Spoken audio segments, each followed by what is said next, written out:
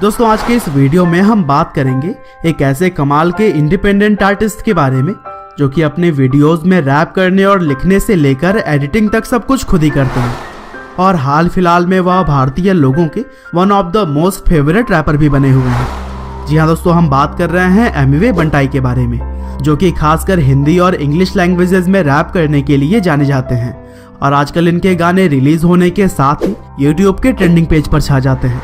वैसे अगर आप रैप सुनने के शौकीन हैं तो एमिवे बंटाई का नाम तो आपने शायद सुना ही होगा, लेकिन बहुत ही कम लोग होंगे जो कि इनकी लाइफ स्टोरी से वाकिफ होंगे।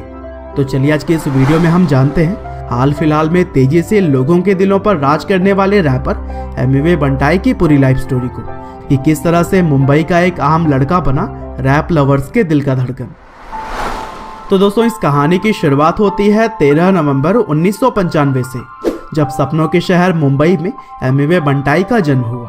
और दोस्तों बचपन में लोग इन्हें बिलाल शेख के नाम से जाना करते थे और कहा जाता है कि एमिवे शुरू से ही काफी शांत स्वभाव के बच्चे थे।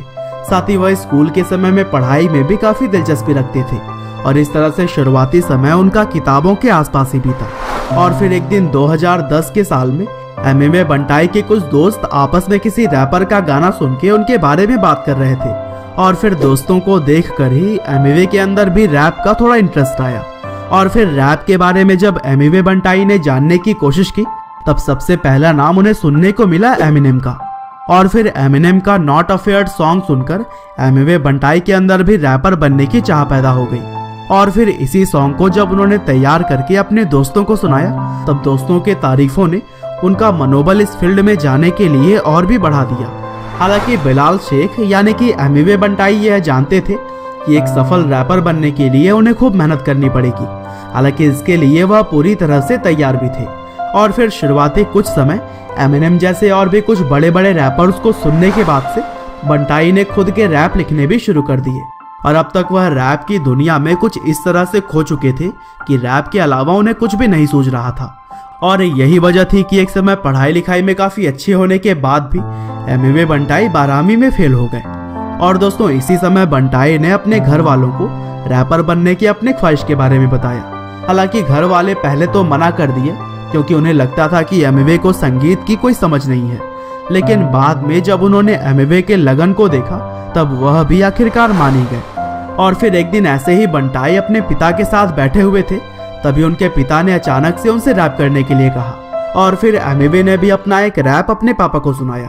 हालांकि यह रैप चूंकि इंग्लिश में था, जिसे सुनकर उनके पिता ने कहा कि बेटा तू जो गाता है वो मुझे तो समझ नहीं आया, साथ ही साथ उन्हें भी बिल्कुल पल्ले नहीं पड़ेगा जो कि इंग्लिश नहीं जानते होंगे। और फिर पापा के इसी बात को दिमाग में रखकर एमिवे ने इंग्लिश के साथ साथ हिंदी में भी रैप बनाने शुरू कर दी। और फिर मार्च 2014 में एमिवे का और बंटाई नाम से एक रैप आया जिसे कि लोगों ने खूब पसंद किया और फिर यहीं से रैप की दुनिया में उन्हें थोड़ी बहुत पहचान मिलने शुरू हो गई। हालांकि अपने खर्चों को चलाने के लिए आगे चलकर बंटाई ने हार्ड रॉक नाम के एक कैफे में बतौर लेबर काम किया, जहां उन्हें दिन के सिर्फ 300 रुपए ही मिला करते थे। लेकिन समय बीतने के साथ ही एमिवे बंटाई ने खुद के टैलेंट को इम्प्रूव किया और दिन ब दिन वह अपने यूट्यूब चैनल के जरिए बेहतर रैप करते हुए नजर आए। और फिलहाल आज के समय में अगर देखा जाए तो एमिवे ने भारत के अंदर वह मुकाम पा लिया है जहां हर आर्टिस्ट एक दिन पहुंचना चाहता है, क्योंकि उनकी फैन फॉलोइंग अब लाखों में पहुंच चुकी है और उनके हर गाने को अब मिलियंस में व्यूज मिलते हैं। साथ ही एमिवे 2019 में रिलीज होने वाली जोया अख्तर की फिल्म गली बॉय में एक छोटा सा किरदार निभाते हुए भी नजर आएंगे और एक तरह से यही मूवी एमिवे की बॉलीवुड डेब्यू बनेगी। बहरहाल दोस्तों अंत में बस मैं यही कहना चाहूँगा कि एमिवे बंटाई ने इतनी कम उम्र में जिस तरह से खुद के दम पर सफलता पाई है वह सच में काबिले तारीफ है। उम्मीद करते हैं कि वह इसी तरह से आगे बढ़ते रहें और रैप के क्षेत्र में भारत का नाम रोशन करते रहें। आपका बहुमूल्य समय देने के लिए बहुत बहुत धन्यवाद।